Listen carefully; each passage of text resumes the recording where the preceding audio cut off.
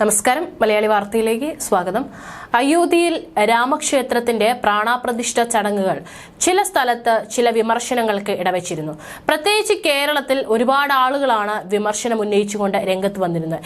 എന്നിരുന്നാലും രാംലല്ലയെ ഇരുകൈയും നീട്ടിയാണ് രാജ്യം സ്വീകരിച്ചത്. ഇപ്പോൾ വളരെ തിരക്കാണ് അങ്ങോട്ടേക്ക്.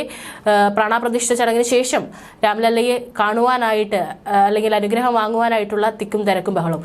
അതിനിടയിൽ ചില വിമർശനങ്ങൾ കേരളത്തിൽ വലിയ രീതിയിൽ തന്നെ ചർച്ചയ്ക്ക് ഇടവച്ചിരുന്നു. ഇപ്പോഴിതാ രാമായണവുമായി ബന്ധപ്പെട്ട വിവാദ ഫേസ്ബുക്ക് പോസ്റ്റിൽ നടപടികളിലേക്ക് CPI കടക്കുകയാണ്.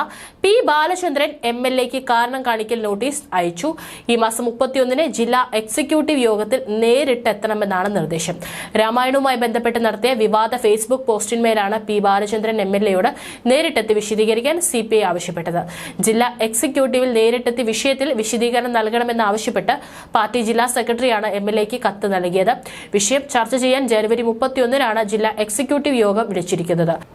നിലവിലുണ്ടായിരുന്ന അനുകൂല സാഹചര്യം പ്രതികൂലമാക്കിയെന്ന കടുത്ത വിമർശനമാണ് CPI നേതാക്കൾ പി ബാലചന്ദ്രനെതിരെ ഉന്നയിക്കുന്നത്. കഴിഞ്ഞ ദിവസമാണ് MLA സാമൂഹിക മാധ്യമത്തിൽ വിവാദമായ ഒരു കുറിപ്പ് പങ്കുവയ്ക്കുന്നത്. രാമായണത്തിലെ കഥാപാത്രമായ സീത രാമനും ലക്ഷ്മണനും ഇറച്ചിയും പൊറോട്ടയും വിളമ്പിക്കൊടുത്തു എന്ന് തുടങ്ങുന്ന ബാലചന്ദ്രന്റെ പോസ്റ്റ് ആണ് വിവാദത്തിലായത്. ഇതിന് പിന്നാലെ ഹൈന്ദവ വിശ്വാസികളുടെ വികാരങ്ങളെ വ്രണപ്പെടുത്തിയെന്ന് ചൂണ്ടിക്കാട്ടി സോഷ്യൽ മീഡിയയിലടക്കം ബാലചന്ദ്രനെതിരെ വ്യാപക വിമർശനം ഉയർന്നിരുന്നു. നിരവധി പേർ MLAക്കെതിരെ കടുത്ത ഭാഷയിൽ പ്രതികരിക്കുകയും ചെയ്തു. സംഭവം വിവാദമായതോടെ പി ബാലചന്ദ്രൻ പോസ്റ്റ് പിൻവലിച്ചിരുന്നു. തുടർന്ന് ഫേസ്ബുക്കിലൂടെ തന്നെ MLA ഖേദപ്രകടനവും നടത്തിയിരുന്നു. എന്നാൽ വിവാദ പോസ്റ്റുമായി ബന്ധപ്പെട്ട ചർച്ചകൾ അവിടെ അവസാനിച്ചില്ല. ബാലചന്ദ്രന്റെ നടപടി മുന്നണിക്ക് ഒന്നാകെ തിരിച്ചടിയായെന്ന വിലയിരുത്തലിലാണ് ഇടത് കേന്ദ്രങ്ങൾ. രാമൻ ഒരു സാധുവായിരുന്നു, കാലിൽ ആണി ഉണ്ടായിരുന്നതുകൊണ്ട് എടുത്തുചാട്ടക്കാരനായിരുന്നില്ല. ഒരു ദിവസം ലക്ഷ്മണൻ ഇറച്ചിയും പൊറോട്ടയും കൊണ്ടുവന്നു. MLA പോസ്റ്റിൽ പറയുന്നു. ചേട്ടത്തി സീത 3 പേർക്കും വിളമ്പി. അപ്പോൾ ഒരു മാൻകുട്ടി അതുവഴി വന്നു. സീത പറഞ്ഞു, രാമേട്ട അതിനെ കറി വെച്ചു തരണം. രാമൻ മാനിന്റെ പിറകെ ഓടി. മാൻ മാരിയപ്പൻ എന്ന ഒടിയനായിരുന്നു. മാൻ രാമനെ വട്ടം കറക്കി വഴി തെറ്റിച്ച് നേരം പോയി.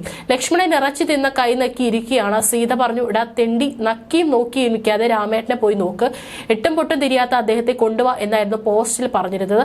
വളരെ മോശമായ രീതിയിൽ തന്നെയാണ് അദ്ദേഹം വിമർശനം ഉന്നയിച്ചത്. ഇതിന് പിന്നാലെയാണ് BJP ജില്ലാ പ്രസിഡന്റ്, പ്രതിപക്ഷ നേതാവ് VD സതീശൻ എന്നിവർ ഉൾപ്പെട്ട നിരവധി പേരാണ് ശക്തമായ പ്രതിഷേധവുമായി രംഗത്തെത്തിയത്. ലോക്സഭാ തെരഞ്ഞെടുപ്പിൽ സുവർണാവസരം കാത്തിരുന്ന BJP ബാലചന്ദ്രന്റെ FB പോസ്റ്റ് ആയുധമാക്കുകയാണ്. പ്രത്യേകിച്ച് സുരേഷ് ഗോപിയെ മുൻനിർത്തി തൃശൂർ പിടിക്കാമെന്ന കണക്കുകൂട്ടലുകൾ വെച്ചു പുലർത്തുന്ന സാഹചര്യത്തിൽ ഈ വിവാദം വേണ്ടവിധം ഉപയോഗിക്കാനാണ് അവരുടെ തീരുമാനം.